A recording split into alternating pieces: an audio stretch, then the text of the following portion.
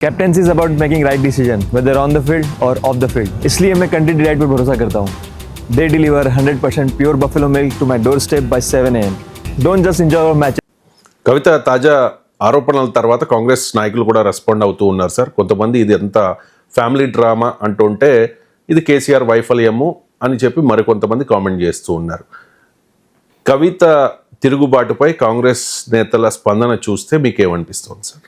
Congress party సమస్య ఏంటంటే too much democracy కదా, వాళ్ళు ఒక వ్యూహంతో స్పందిస్తున్నారని నేను అనుకోను. ఎవరికి తోచిన పద్ధతిలో వాళ్ళు స్పందిస్తున్నారు. ఇప్పుడు కాంగ్రెస్ పార్టీ నాయకులకు అర్జెంటుగా ఏం అవసరం వచ్చిందండి స్పందించడానికి? ప్రాబ్లం ఇది కాంగ్రెస్ అదే, దేశంలో అదే, రాష్ట్రంలో అదే. ఒక వ్యూహం ఉండదు, ఏమీ ఉండదు. అదే మీకు బీజేపీలో చూడు చాలా వ్యూహాలు ఉంటాయి. రఘునందనరావు మాట అనడంతోనే కిషన్ రెడ్డి ఇదేం పద్ధతి అని ఆయన పేరు చెప్పకుండా వార్న్ చేసినట్టు ఇవాళ పేపర్లో కూడా చూసాం మనం. సో ఆ టాపిక్ మా తర్వాత మాట్లాడుకుందాం. సో అందువల్ల కాంగ్రెస్ పార్టీకి వచ్చే సమస్య ఏంటంటే టూ మచ్ డెమోక్రసీ. ఎవరికి తోచిందో వాళ్ళు మాట్లాడతారు. ఇందులో కవిత రావడము, కాంగ్రెస్ పార్టీలోకి రావాలని కోరుకునే వర్గం ఉంటుంది, కవిత రాకూడదనే వర్గం ఉంటుంది. రావాలని కోరుకునే వర్గం ఒక రకంగా స్పందిస్తుంది, కవిత నెట్టిపట్లో రాకూడదు అనే వర్గం ఇంకో రకంగా స్పందిస్తుంది. మీరు గమనించండి, వైఎస్ షర్మిల కాంగ్రెస్లో చేరుతుంది అని అనే ఫీలర్ వచ్చుతోనే కాంగ్రెస్ పార్టీలో ఈ రకమైన రియాక్షన్ చూసాం మనం.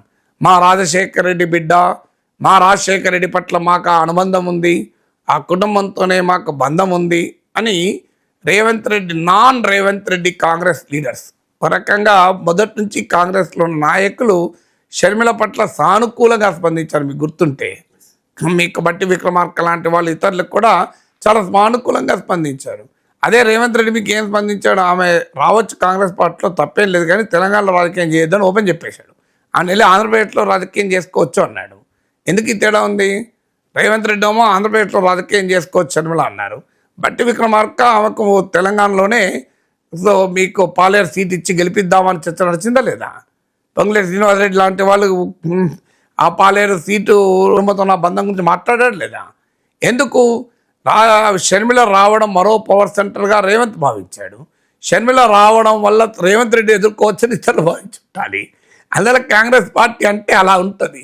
ఇప్పుడు కూడా అంటే కవిత రావడం ఒక వర్గానికి ఆసక్తి ఉండొచ్చు, కవిత రాకూడదని ఇంకొకరికి ఉండొచ్చు. ఈ లోపల అధిష్టానం ఏ నిర్ణయం తీసుకోదు, అదొక పంచాయతీ వాళ్ళకు. సో కాంగ్రెస్ హైకమాండ్ చెప్పినా ఎవరెవరు ఎందుకు వింటారన్నది తెలియదు. సో అందువల్ల కాంగ్రెస్ పార్టీ ఒక వ్యూహాత్మకంగా స్పందిస్తుందని అనుకోను. నిజంగా కాంగ్రెస్ పార్టీ ఏం చేయాలి? ఈ షుడ్ కీప్ పాయింట్, నాకేం సంబంధం, ఆ పార్టీలో జరుగుతున్న అంతర్గత పరిణామాలు అని లెట్ ఇట్ బాయిల్. ఇప్పుడు దానికి వీళ్ళు ఏం చేస్తున్నారంటే మంటన పెడతాను, చల్లి నీళ్ళన పోస్తాను. ఇప్పుడు ఒక వాటర్ మండుతోంది, నువ్వేం చేయాలి? కామ్గా ఉంటుంది, దాని సంగతి తేలుతుంది.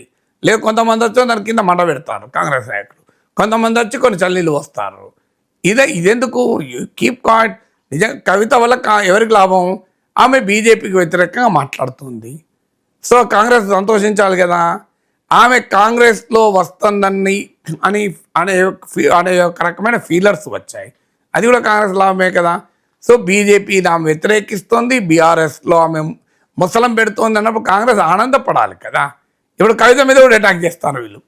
సో అటాక్ చేయాల్సిన అవసరం ఏంటి మనకు? సో ఈ పరిణామాలు మనకు అనుకూలంగానే జరుగుతున్నాయి, ప్రశాంతంగా జరగనియండి అని ఊరుకోవచ్చు కదా. అందుకే కాంగ్రెస్ పార్టీకి వ్యూహం లేదు కవిత విషయంలో అనేది క్లియర్గా అర్థమవుతుంది కదా. ఒక ఐక్య వ్యూహం అయితే లేదు, ఎవరికి తోచినట్టు వాళ్ళు స్పందిస్తున్నారు.